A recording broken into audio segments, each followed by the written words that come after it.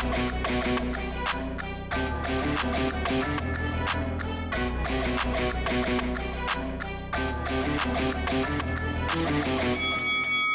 guys, welcome to Boxing Squared for boxing news and views from around the internet.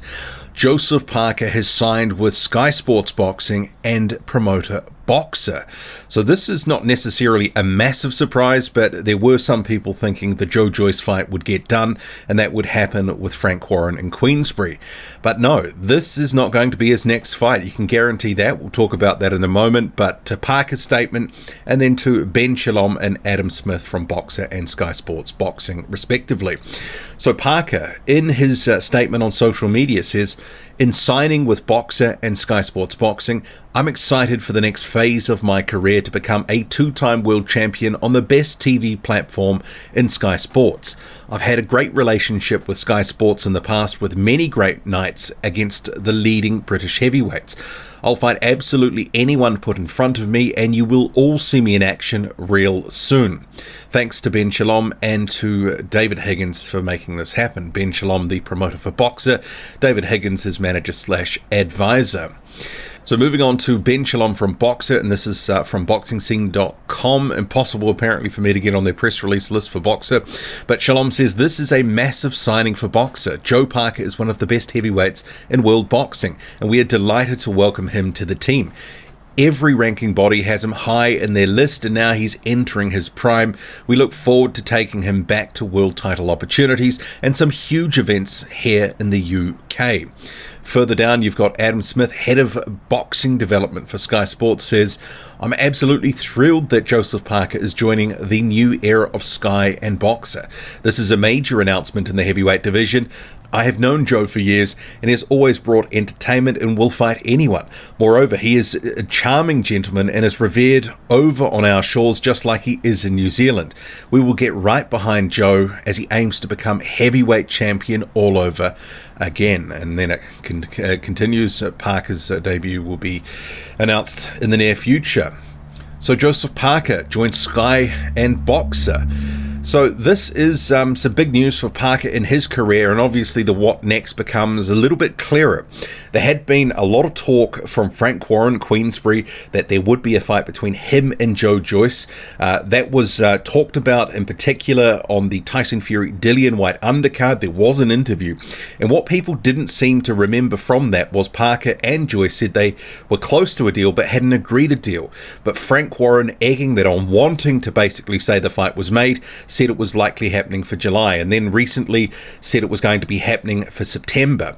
And some of the rationale at the time was because Andy Lee's wife, Parker's trainer, was pregnant. And to me, that didn't wash. It was all about Parker hadn't signed his contract. And in the New Zealand media, there were stories saying, look, it's close, but there's no deal.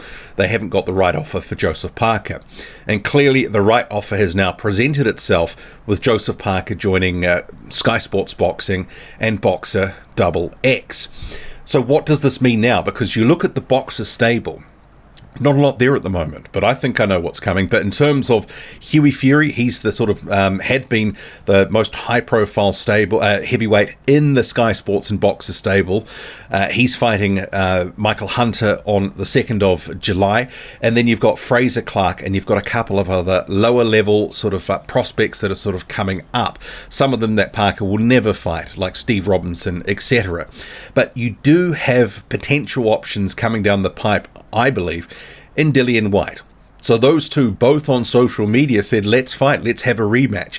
And with Dillian Whyte having lost to Tyson Fury, seemingly sort of searching around what is the best opportunity and the biggest money fight available, the Joseph Parker fight for Dillian Whyte has become a viable option again. And I always said until Dillian Whyte lost, he wouldn't consider the rematch. And now that he has lost, he clearly is considering it and has said that he's open to it.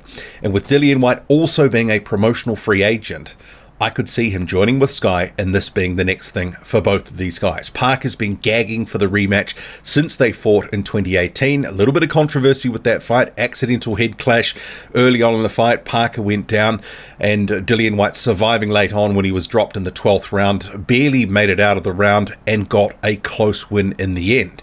So there is some fan demand for that rematch. I don't know if it's necessarily sort of one that everyone's like, well, we have to see it, but I think a lot of people would be interested in seeing it.